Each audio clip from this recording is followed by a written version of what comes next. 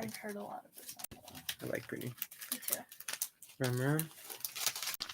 Welcome to another one of my videos. Continuation of the series of my book of Oneness, Coexist Relationship with all religions, teachings, practices, when you really go beyond and really understand the spirit and meaning behind it all.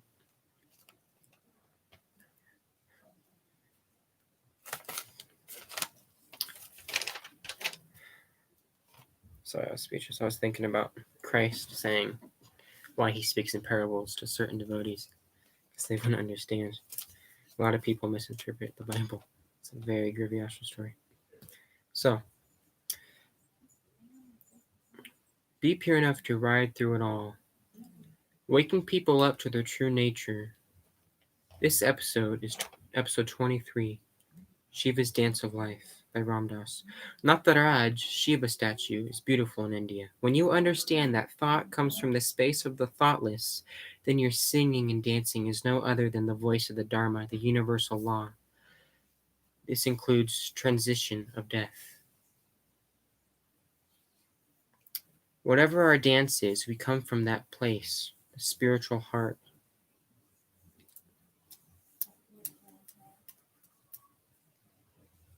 Whatever you do, do it with the quality of the soul. Roll to soul. Evil of separation, rid, mantra, sun. Aditya Hridayam Punyam Sarv Shatru Binashanam. This mantra allows you to go from duality into non-duality, to be all-embracive, to embrace the fullness of your being, to have unconditional love, to keep the sun in your heart and be rid of all evils, to be rid of the evil of separation, of I am one person, there are two, there are others, there's you, there's me. No, here we are. It is just us. I am it all. Ram, Ram, Ram, Ram, it's all Ram. Saying that mantra allows you to love like the sun, to love the unmanifest in it all. No matter if it's a monk, if it's a pedophile, if it's, you look beyond all those roles and you see the soul. You don't love certain acts and stuff, but you love, everything is lovable. You can love the unmanifest, which is everything. There's nothing but the unmanifest. There's nothing but Brahman, but Ram, but love. Same with being a high school dropout or getting a bachelor degree or being a doctor. It's all the same. There's no difference. It's all external world. Sorry to say it, but really, one's not better than the other.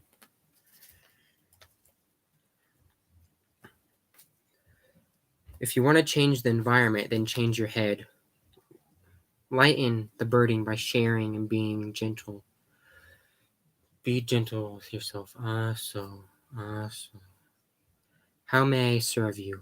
Only through our being, truly offering, talking, and caring. Who isn't Ram or one? I already know this. That's what's so funny. Meditation to remember again. Stay with it more and more. I do sadhana when living, etc. I get through my ego. We all get through the ego. Help other by working on yourself and be more, so therefore offering treasure of consciousness and awareness. Have that quality of being, so that treasure, you're offering the treasure of consciousness and awareness to people, to your kids, not just external gratifications and being puppets. Oh, you're a good boy. Oh, you get money. Oh, good job graduating. Oh, good job doing this and that. It's just more dance within the dance if you're not offering the quality of consciousness and awareness.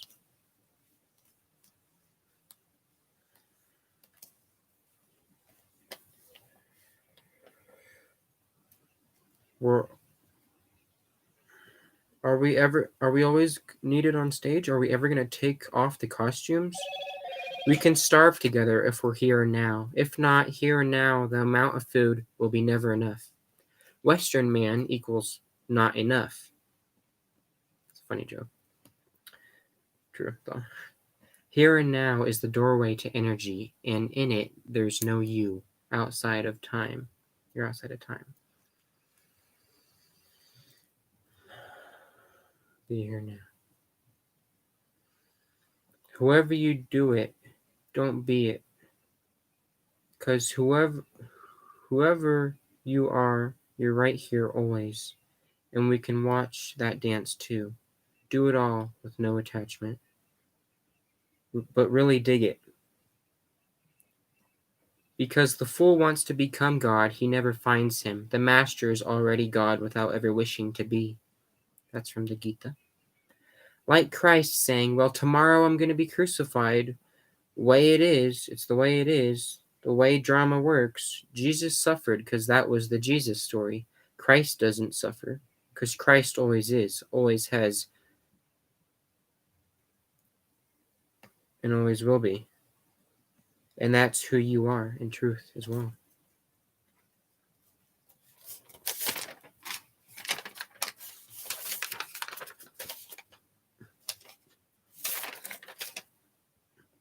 Be quiet, calm down, and listen. Your role is what's causing suffering, nothing else. Get out of mind and know it's not real. You can release all and start from scratch. Become what you wish. If you're going to kill yourself, kill your role, not your soul. Create, discover yourself, and thrive. Use your smile to change the world. Don't let the world change your smile. To know the source as source and appearance as appearance and oneself as the source is self-realization.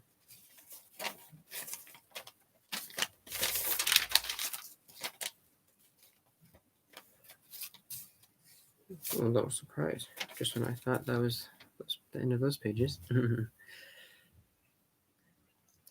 Shiva, 7 secrets to success and 10 reasons to worship him. Shiva, firm determination towards your goals. I will be successful in my mission and be determined towards it. Stay unaffected by society, what they say, etc. Always focused. Have respect for your teachers and gurus and inner guru. Thank them. Keep a balanced and stable mind. Develop self-restraint and control. And healthy moderation and consumption of food, TV, etc. There is no 7th secret. Is the 7th secret. Shiva is easily pleased, pure in heart. He loves me and you, powerful. Unconventional, accepting, always ready and open and understanding. Lord of body, 112 chakras, or 112 out of 114 chakras. Buddha's way is one of them, one of those chakras. Ask to be purified from impurities, and he will facilitated on the path. Chant and worship him easefully, sincerely.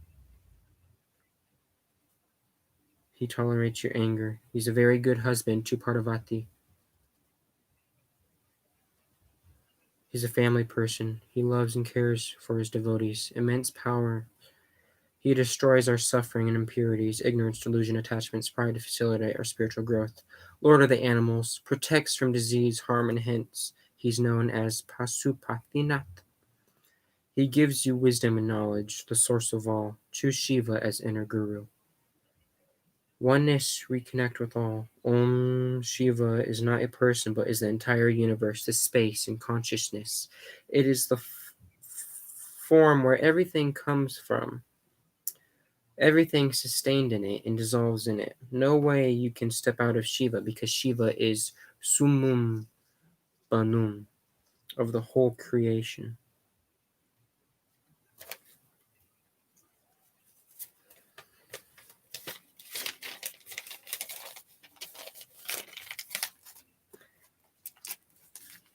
All right, man.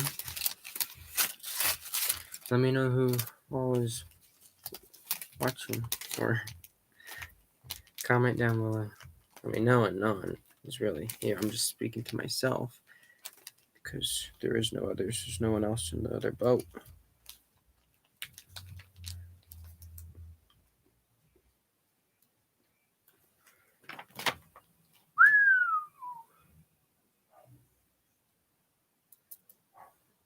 Ram, ram, ram, ram.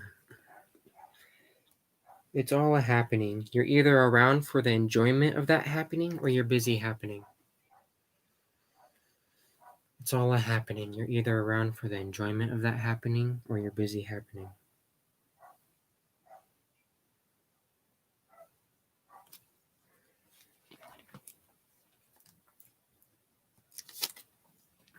Teachings from Meher Baba. Very powerful pure being that will in an instant relieve you of your sufferings. Just because he can. Destiny. When it comes to destiny, it's all a happening. You're either around for the enjoyment of that happening or you're busy happening. It is in God's plan to awaken everyone from the dream of creation and make him live in him and experience his infinite bliss. The law of opposites operates unfailingly to stage the so-called good and bad times. And in his compassion, God leads everyone and everything towards himself, who is beyond good and bad, so there is really nothing to worry over. God's existence is infinite. God's dhyana, knowledge, is infinite. God's power is infinite. God's bliss is endless. God's mercy is unbounded. God's mercy is closely linked with Shankara's. The law of illusion governs Shankara's, and illusion is governed by Shankara's. There are no sinners as such. According to the law of illusion, Shankara's give rise to so-called sins. The law of illusion is different from the divine will. Nothing can supersede the law of illusion except divine will. The deaths of Abraham Lincoln, Mahatma Gandhi, and John Kennedy had been so because of the law of illusion which governs Shankara's and had nothing to do with divine will. It's just their karma.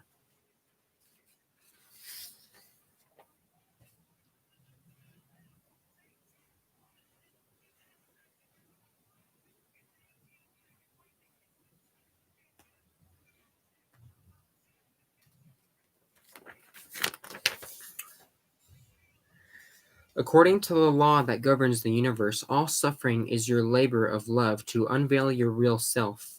In comparison to the infinite bliss you experience on attaining the I am God state, all the suffering and agony you go through amounts to practically nothing.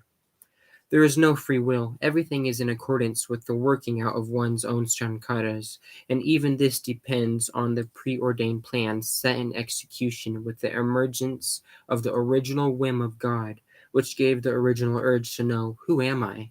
It is the primal impression that works itself out as one's destiny and as apparent free will. Thus, in fact, there is no free will. The judges of the world bring guilt to the guilty and punish them. I bring guilt to the guilty and forgive them.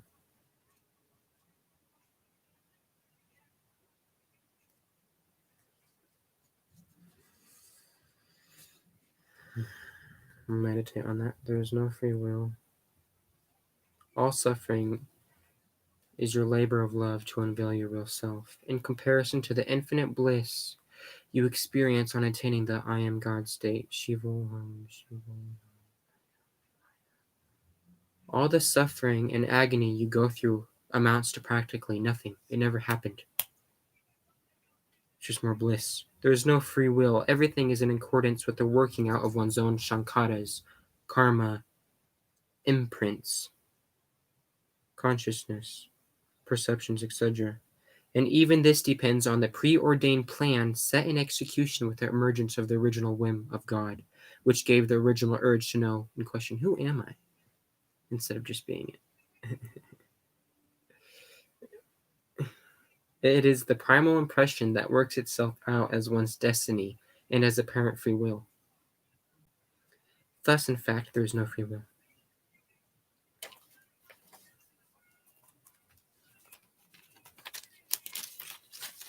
Next page was now happy new moment and new year.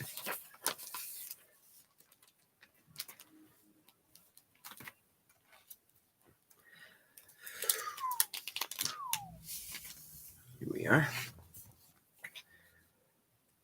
On my blog, on my website, I have Journey into My Mind. January 1st, 2024. 4:40 a.m. Everything you did in your entire life was preparation for this moment. This is it. You either do it from thinking you're going somewhere or having already arrived, and then you do what you do. It's so far out because there's no time. When every moment is rich with eternal significance, there is neither the lingering clinging to the dead past nor a longing expectation for this future, but an integral living in the eternal now. It is only through such living that the spiritual infinity of the truth can be realized in life. To realize God is to dwell in eternity. It is a timeless experience. When you are at this moment, where you are at this moment is exactly where you're supposed to be. Through enslavement to the temporary and the passing, man deprives himself of the eternal and the lasting. Each moment with which is confronted can either tighten the grip of the false or deliver him to the truth. God is the only reality, and he is the fountainhead of all love, beauty, peace, and happiness. Even in and through the fleeting now of the false, God is eternally inviting man to himself, affirming himself as the truth of man's being. Those who dare to see and love God in everyone and everything experience him as the everlasting immediate present. Only when his mind is utterly detached from the false is it possible for man to disentangle himself from the repetitive clutches of the fleeting moment in the mind. Then and only then can he become established in the eternal now, which everlasting includes the eternal past and eternal future. The eternal I am is an unfailing assurance of the only reality which ever was, is, and will be.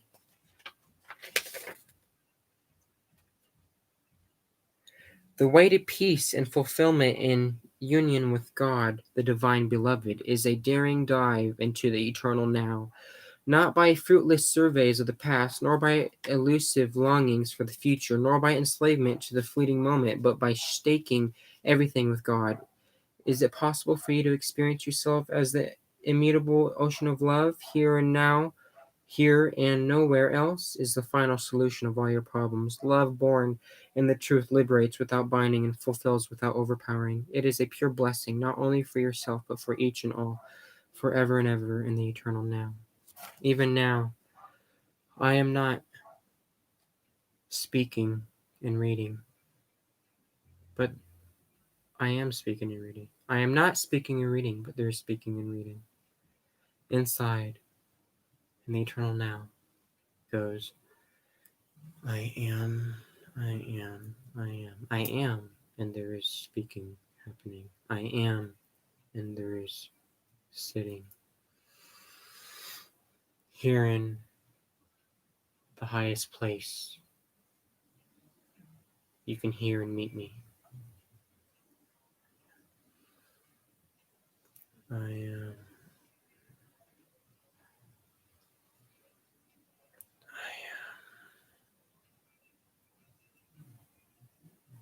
I am. I am. I am.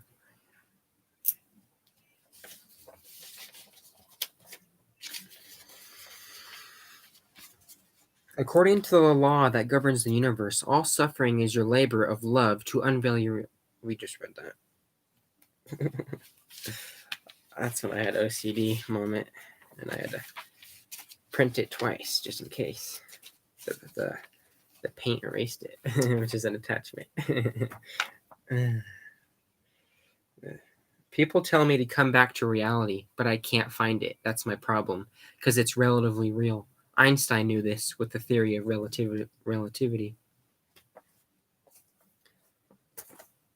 And I'm told to come back down to reality, get a job, do this or that. I can't find it. It's relatively real.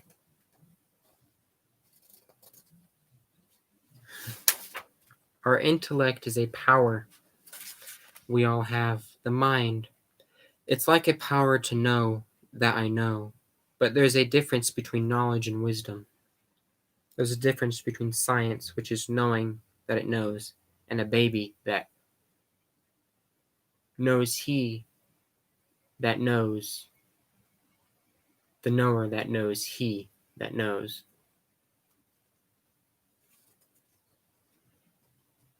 Faith versus knowledge versus wisdom.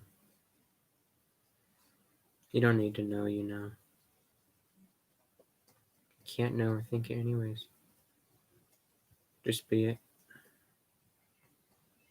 Science will never come in touch with intangible data. I know this for a fact. And with psychic abilities and coordinate remote viewing and through intangible data, through this practice and touching of that field of energy, I know it's a completely different level and plane of consciousness. Science will only continuously split atom after atom after atom, and it'll go on forever. You play, I'll just be it.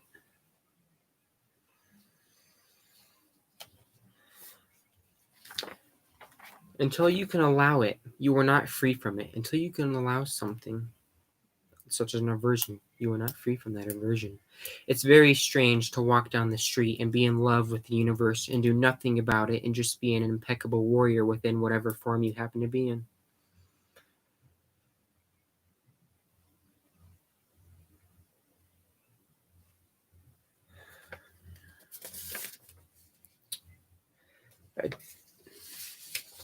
We will continue in the next video. We'll be live again soon. Ram Ram. Join me.